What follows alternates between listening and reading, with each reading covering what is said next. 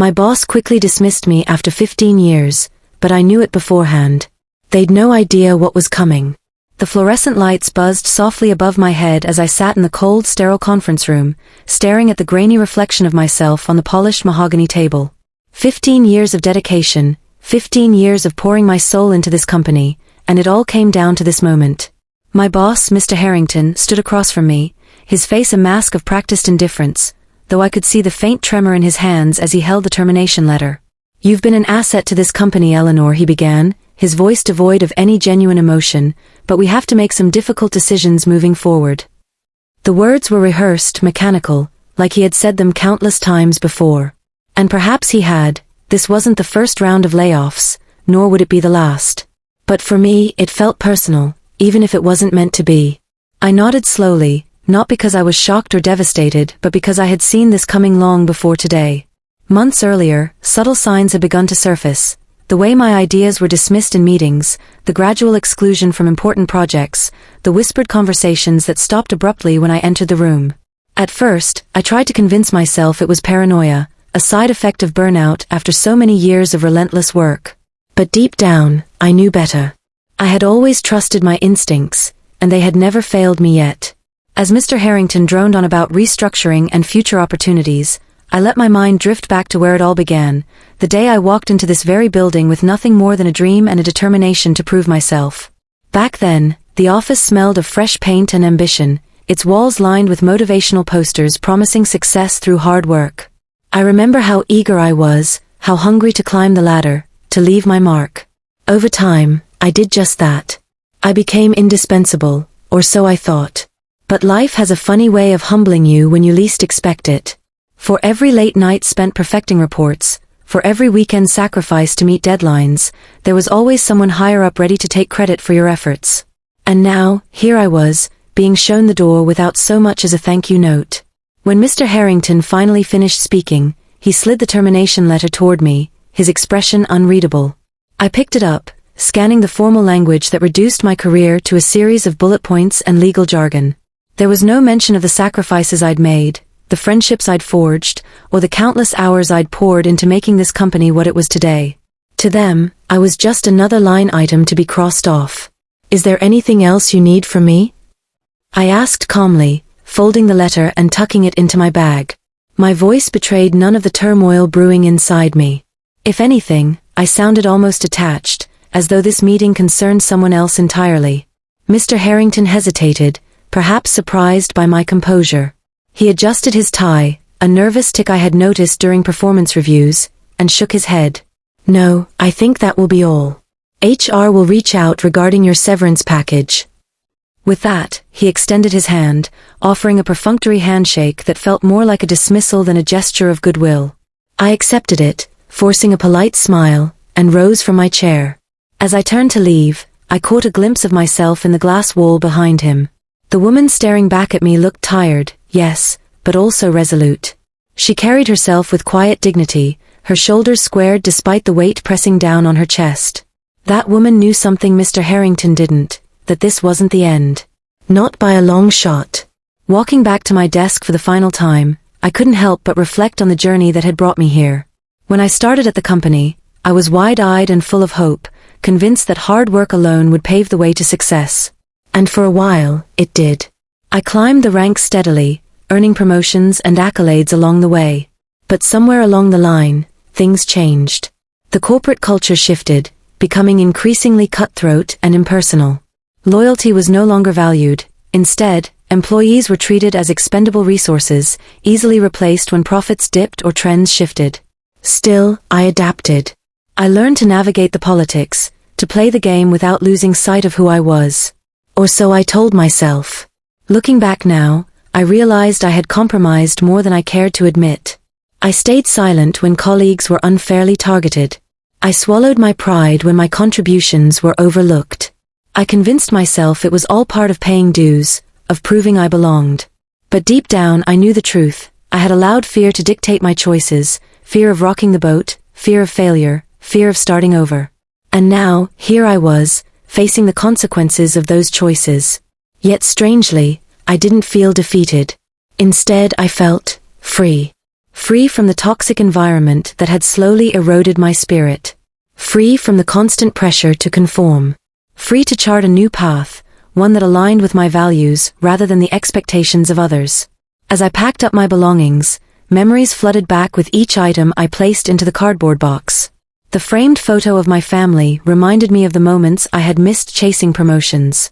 The stack of notebooks chronicled the ideas I had nurtured and the lessons I had learned.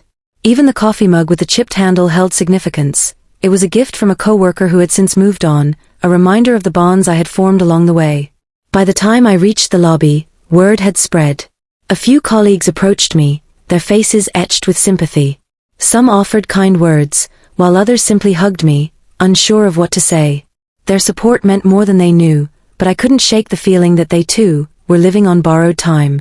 Layoffs rarely ended with just one casualty, and I suspected many of them would soon find themselves in my shoes.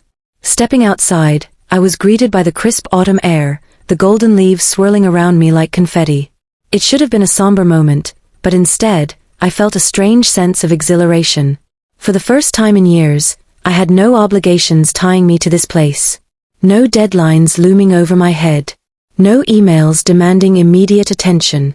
Just me, standing at a crossroads, with the world stretched out before me like an unwritten story. But this wasn't the end of my tale, it was merely the beginning of a new chapter. Because while Mr. Harrington and the rest of the company might have thought they were cutting ties cleanly, they had no idea what was coming. They had underestimated me, written me off as just another employee to be discarded. What they didn't realize was that I had been preparing for this moment long before they decided my fate. Over the past few months, as the writing on the wall became impossible to ignore, I had quietly laid the groundwork for something extraordinary. Something that would not only redefine my own future, but potentially reshape the industry itself. It had started as a fleeting idea, born out of frustration and fueled by sleepless nights. But as I nurtured it, pouring my heart and soul into its development, it grew into something far greater than I ever imagined. Now, as I stood on the sidewalk, watching the sun dip below the horizon, I allowed myself a small smile. The road ahead wouldn't be easy, I knew that much. There would be challenges, setbacks, moments of doubt. But I also knew I wasn't the same person who had walked into this building 15 years ago. I had grown stronger, wiser, more resilient. And I had a secret weapon they could never anticipate.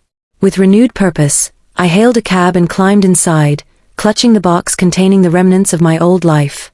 As the city blurred past the window, I closed my eyes and envisioned the possibilities stretching out before me. This was my chance to rewrite the narrative, to create something truly meaningful, not just for myself, but for others who had been marginalized, overlooked, or dismissed. Little did they know, the real story was just getting started.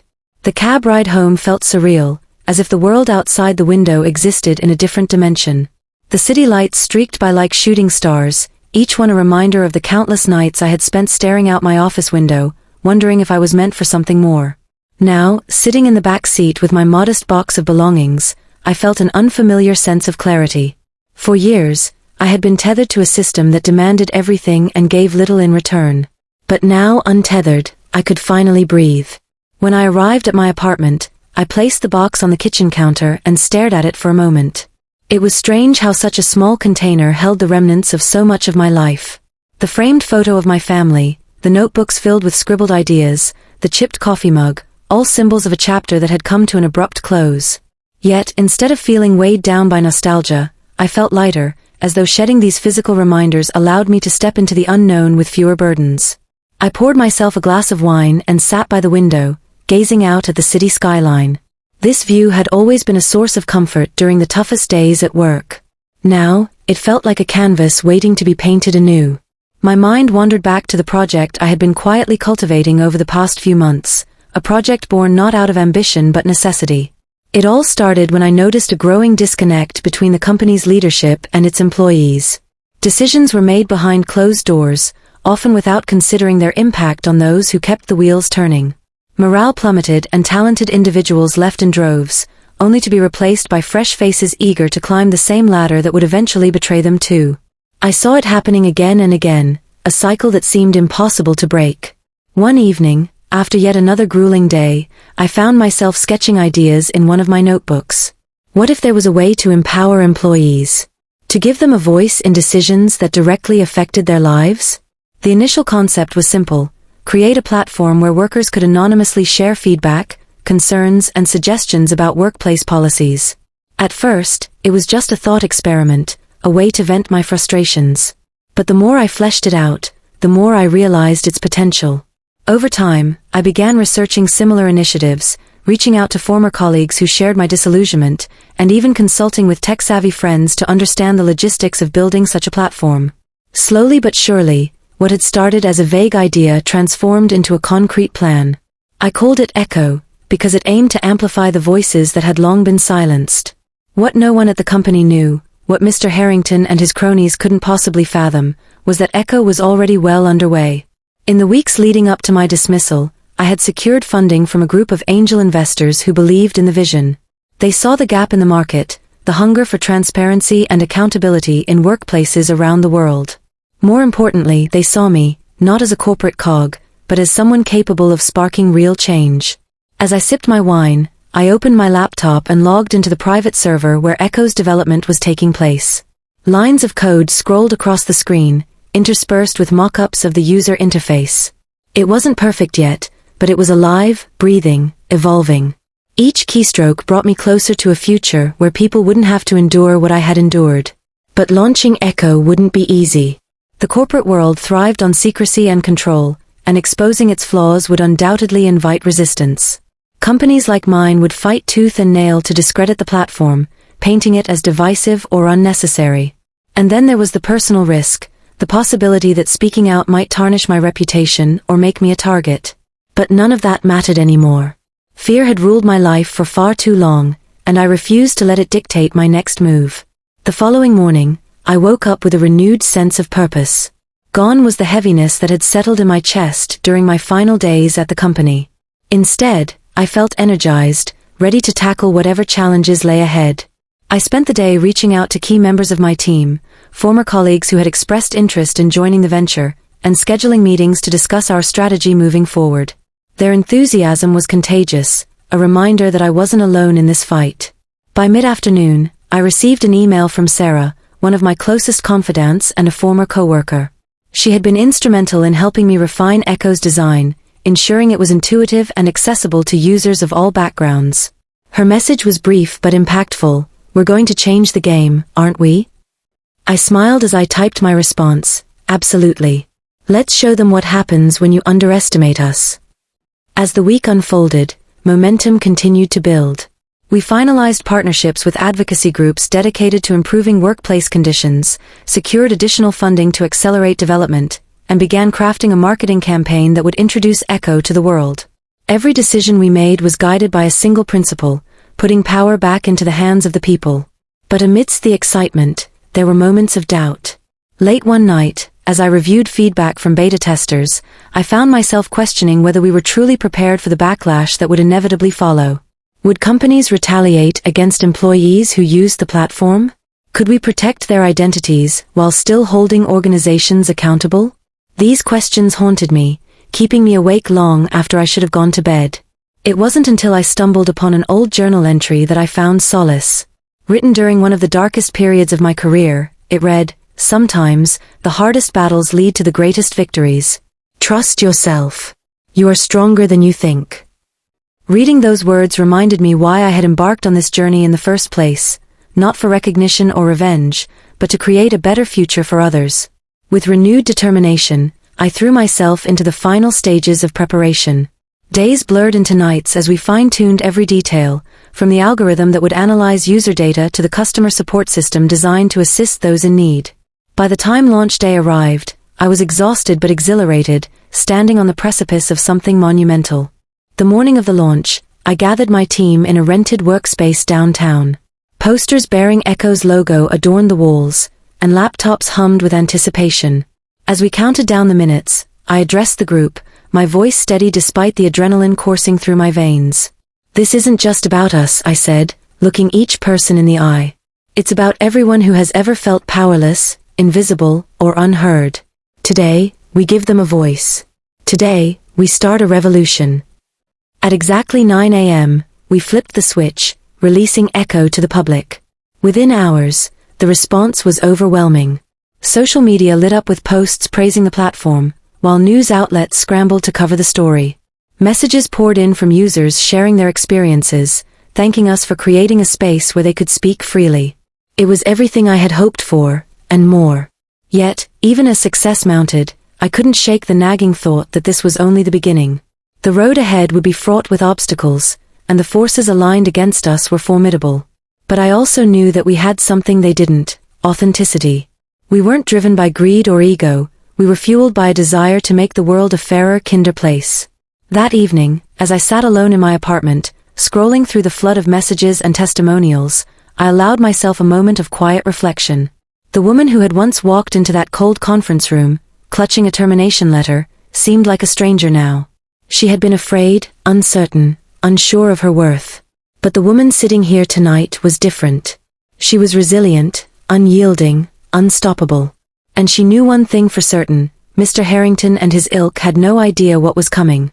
The days that followed the launch of Echo were a whirlwind of activity.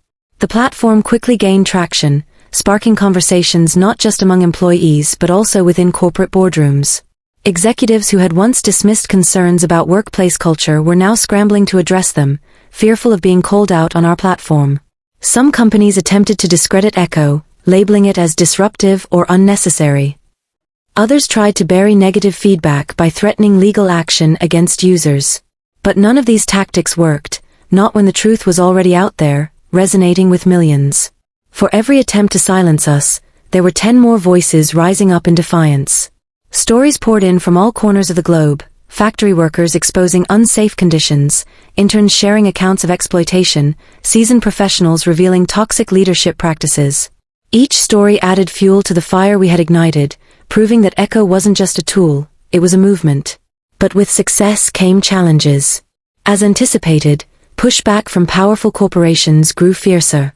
Legal threats became routine, and smear campaigns aimed at discrediting me personally began to surface. Anonymous trolls targeted my social media profiles, accusing me of ulterior motives and fabricating scandals. At first, the attacks stung, dredging up old insecurities I thought I'd left behind. But then I remembered something crucial: they wouldn't be coming after me if I didn't pose a real threat. Instead of letting their words break me, I used them as motivation. Every insult, every baseless accusation, only strengthened my resolve. I leaned on my team during those difficult moments, drawing strength from their unwavering support. Together, we navigated each hurdle, refusing to back down.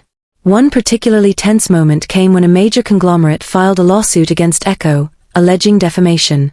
Their lawyers argued that anonymous reviews posted on our platform were false and damaging to their reputation. The case garnered widespread media attention, thrusting us into the spotlight once again. For weeks, I lived under a cloud of uncertainty, wondering if this would be the battle that broke us. But fate, and justice, had other plans. During the trial, whistleblowers from within the conglomerate came forward, corroborating the claims made on Echo. Documents leaked, exposing unethical practices ranging from wage theft to environmental violations. What started as a legal challenge turned into a public reckoning, further cementing Echo's credibility and amplifying its mission. By the time the verdict was announced, favoring Echo and dismissing the conglomerate's claims, the platform had become synonymous with accountability. Companies began approaching us voluntarily, seeking guidance on how to improve their internal cultures. Some even integrated Echo directly into their operations, using it as a tool for genuine change rather than resistance. Amidst the chaos, I found myself reflecting on how far I'd come. The woman who had walked out of that conference room with her dignity intact had transformed into someone unrecognizable to her former self. Gone was the fear of failure, replaced by an unshakable belief in the power of resilience. Gone was the need for validation from others, replaced by pride in knowing I had stayed true to my values. And yet, despite everything, I couldn't help but think about Mr. Harrington. Not out of bitterness, but curiosity. Did he realize what he had set in motion by dismissing me? Did he understand that his actions had inadvertently given me the freedom to pursue this path? Part of me hoped he did, that somewhere deep down, he felt the weight of his decision. But another part of me knew it didn't matter. This journey wasn't about him anymore, it never really had been. Months later, I received an invitation to speak at a prestigious business conference. The theme was innovation in leadership, and organizers wanted me to share my experience building Echo. Standing on stage, looking out at a sea of faces eager to learn, I felt a profound sense of gratitude. These were the people who could carry the torch forward, ensuring that the changes we had sparked would endure long after I was gone. As I concluded my speech, I shared a message that had guided me through the darkest days. True leadership isn't about titles or corner offices. It's about courage, the courage to listen, to adapt, and to stand up for what's right, even when it's hard. And sometimes it takes losing everything to discover what you're truly capable of. Afterward, as attendees lined up to ask questions, one man approached me hesitantly. He introduced himself as a senior executive at a Fortune 500 company. His expression was conflicted, torn between admiration and guilt. "I've heard so much about your platform," he said, his voice trembling slightly. "And I have to admit, it's forced me to take a hard look at my own organization. We've made mistakes. Big ones. But I want to do better. Where do I start?" I smiled, recognizing the sincerity in his question. "Start by listening," I replied. "Not just to the loudest voices, but to the quiet ones too. They're the ones who will show you where the cracks are, and where the opportunities lie." He nodded, visibly moved, and thanked me before walking away. Watching him leave, I realized that Echo's impact extended beyond individual stories. It was reshaping mindsets, challenging norms, and fostering a new era of accountability. That night, as I returned home, I opened the box containing the remnants of my old life. Carefully, I removed the framed photo of my family and placed it on a shelf in my living room. Beside it, I positioned a small plaque engraved with a single word: resilience. It was a gift from my team, presented to me on the anniversary of Echo's launch, a reminder of how far we'd come together. Sitting on my couch, surrounded by symbols of both my past and present, I allowed myself to dream about the future. Echo was no longer just a platform, it was a catalyst for systemic change. And while the road ahead would undoubtedly bring new challenges, I faced them with confidence, knowing that I had built something greater than myself. In the end, Mr. Harrington and his colleagues hadn't just underestimated me, they had underestimated the collective power of those who refused to stay silent. They had no idea what was coming, and perhaps that was the greatest victory of all. Because revolutions don't begin with grand declarations or sweeping gestures. They start with a single spark, and sometimes, that spark is lit by someone who has nothing left to lose.